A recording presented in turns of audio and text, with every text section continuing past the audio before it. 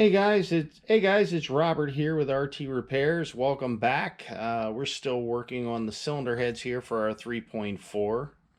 Now you can find this motor on any Chevrolet, General Motors vehicle, Pontiac, Buick. They put it in a lot of vehicles in the 90s and went all the way up in the 2000s with it before they went to the 3.5 and 3.6. But I want to show you today where we're at here.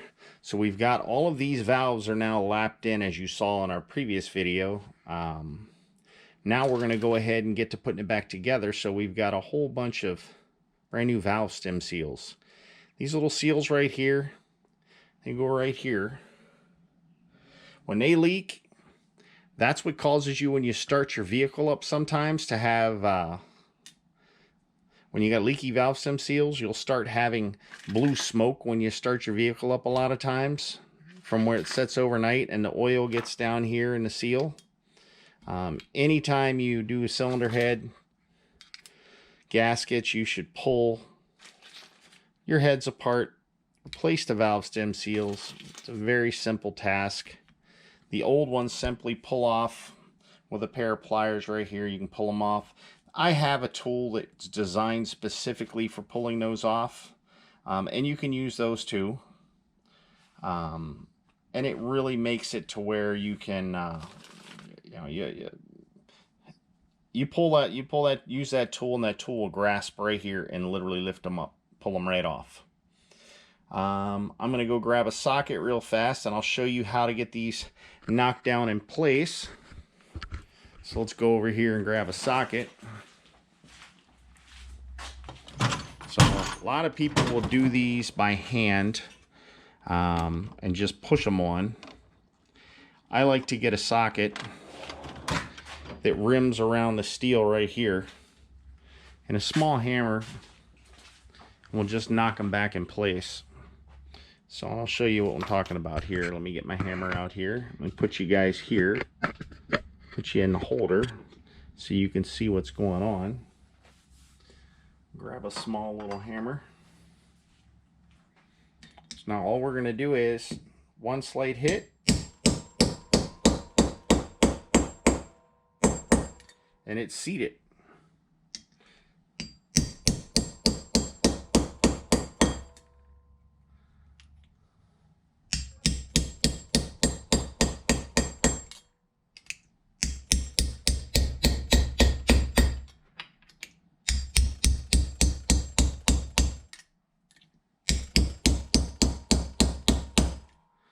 That seats them all, so they're all seated now. Now what we're going to do is we're going to go ahead and put our valve springs back on. Now I had this head setting up here so that I knew where these valve springs went.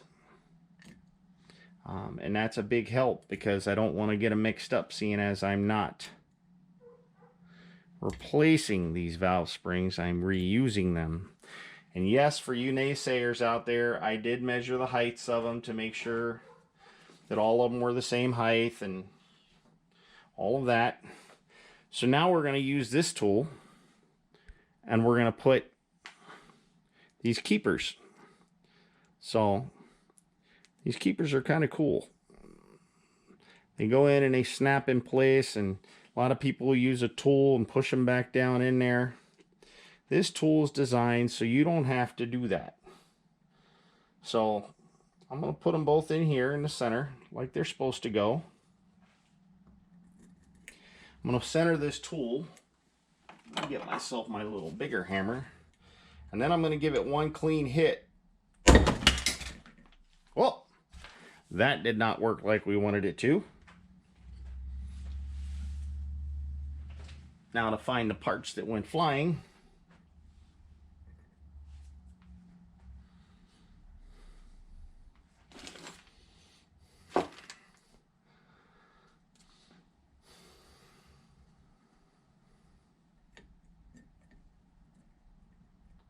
Go ahead and put our keepers back in there.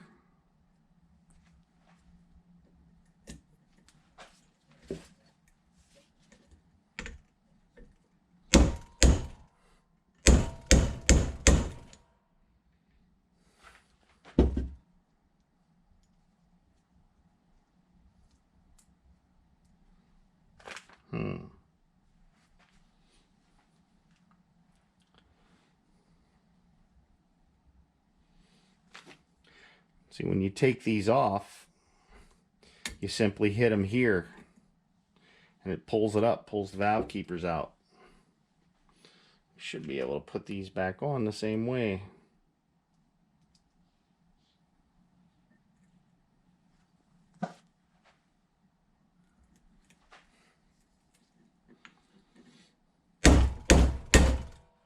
There we go. There's one.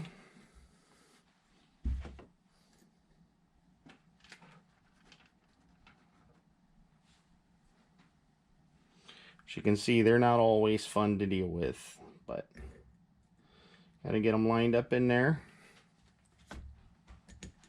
Put our tool in the center.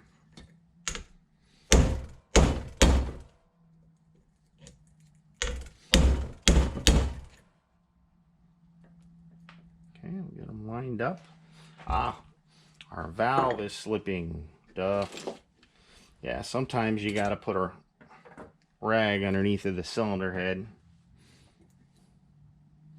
to keep that valve. Yeah, our valve moved down, so we'll put a rag under here. That'll keep the valve from moving, so it'll actually capture it.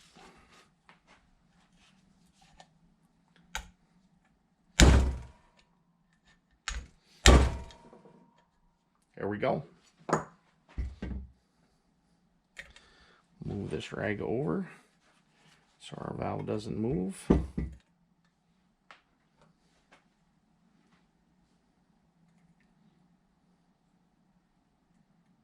Make sure you get these in too. You notice these are kind of curved, so you want the smaller end to go at the bottom. Just like that.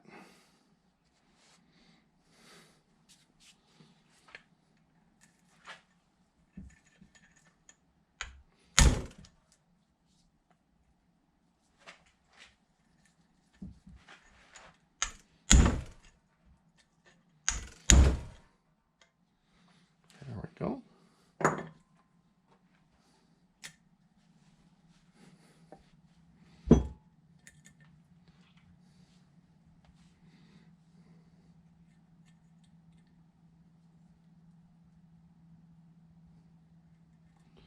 Guys, I used to do these by hand without this tool, and it would take you an hour to do each head.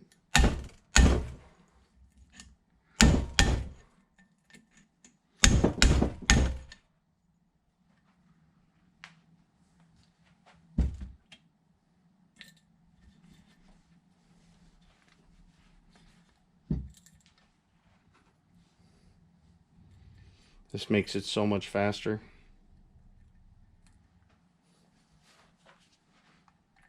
The tool's really not that expensive. I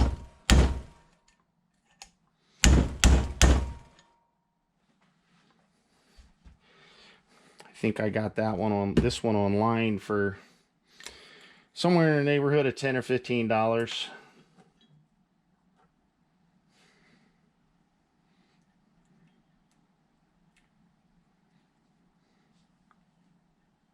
We'll get this last one done here.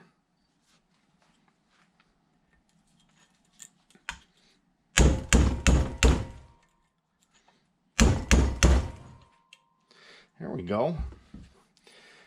Look at that, guys. Cylinder head is now back together.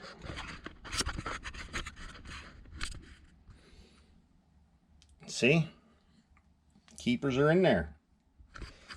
When you take these off, this little tool's magnetized right here. You step it over the top, you hit it with a hammer, those little keepers will gather right inside the center of it there. I'm telling you guys, that little tool will save you. It will save you a ton of aggravation. So, as you can see, got the bottom of the head cleaned up. No, I did not have it shaved. We were right at, I think, 100 thousandths only in one location with a straight edge. So you use a straight edge and a feeler gauge, guys, and you're going to put your straight edge from corner to corner, and you're going to try to shove the feeler gauge underneath of it all the way down. As long as you can't get it underneath of it, and you know that's cleared, that means that your head is relatively straight. Right here, as you can see, right here, you have a notch. That's as far as you can grind this head down. Once you get to that point right there, you can't grind it anymore, or you'll be into the spark plug and into the valves with your piston. And you raise your compression level so high that the engine will probably detonate, quite honestly. But we got her all cleaned up. I got this neat little tool here from Dremel. Thing works amazing. Amazing, guys. It's called a Versa. So that tool and one of these little scrubbing pads, don't push down on it. I just let it run across the surface and it cleaned it up. Got it very clean.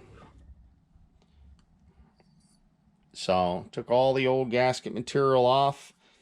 I rechecked the head. The head's perfectly flat, so we shouldn't have any issues there. I am going to clean these surfaces up with it right here so that all of our gaskets mesh up nice and neat. Some of you ask why I didn't clean the ports. I did clean the inside of the exhaust ports and the intake ports. I also chased the threads. All of these threads have been chased to make sure there's no grease, grime, anything in there keeping the bolts from going back in when we're done. A lot of work goes into an engine, guys, when you're rebuilding it. A lot of work. So, put my hammer up here. So, now the big decision comes on whether we're going to replace the crankshaft in this motor and totally disassemble everything in it, pull the pistons out and have it bored, put new pistons in. We're going to look at the cost aspect of it. We're also going to look at the condition of the rest of the vehicle. Now, this vehicle is very low mileage, but it's also been very poorly taken care of. You can see how dark this engine is in here. It's gotten hot more than once. You can see that. The oil's baked on there. That means that engine's overheated several times. But the block surfaces are flat. They're true. I haven't found any cracks in it. So, you know, right now it's just going to be looking at the cost versus what it would be worth to do it with this particular vehicle. So this Aztec is in very good shape.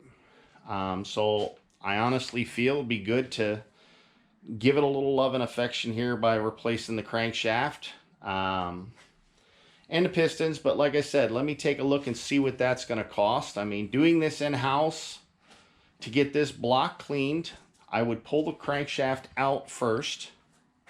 So we would be removing this crankshaft. I would be removing the pistons. Then I would have to purchase new pistons. The connecting rods would have to be checked to make sure they're not out around inside of here. Sometimes they stretch. Those would have to be cleaned up. Then they would have to be mated to the new pistons, because the new pistons, you know, they do not come mated with connecting rods. Those are separate. Although the bearings will come with the crankshaft. Now, Crankshaft Supply in Minneapolis does have a crankshaft for this thing for $150 plus shipping, so I could probably get it for just under $200. So that would not be a major expense. Problem lies in finding a camshaft for this engine. These engines are notorious for the camshafts breaking in the center, especially aftermarket ones. And they don't make a lot of aftermarket ones like they used to for it. You used to be able to buy an aftermarket crankshaft for these at your local O'Reilly's or AutoZone. You can no longer do that. They can special order them, but you run up into some deep money with those. So I showed you guys how I plasti gauge these. So I'm going to pull all of these bearing caps off, and I'm going to plasti gauge all this, and I'm not going to bore you guys with seeing it. But I will let you know in the next video what we make as far as decision-wise for doing this motor. You know, will we rebuild the whole thing? Or will we just stick with what we've got and just put those gaskets on and put this engine in and let this car live another day? I mean, just by doing the gaskets, the head gaskets, and replacing all the seals, this car will probably get another 100,000 miles out of it, possibly. Who knows? Depends on how they take care of it. But I also want to make sure that I don't put anything out there that needs more work done to it, especially if I'm going to give this to one of my kids. I don't want them breaking down on the side of the road. So, but we will see what happens, and I will keep you guys aware of it the whole way. You'll be along for the ride, literally. All right, we'll see you guys next time. Subscribed. Hit that bell button down there so that you can get notifications every time I post a new video, which should be every couple days. And send some comments, guys. Share this with your friends. Have them come on over and watch the channel. Subscribe to the channel, more importantly. We appreciate all you guys. Till next time, see ya.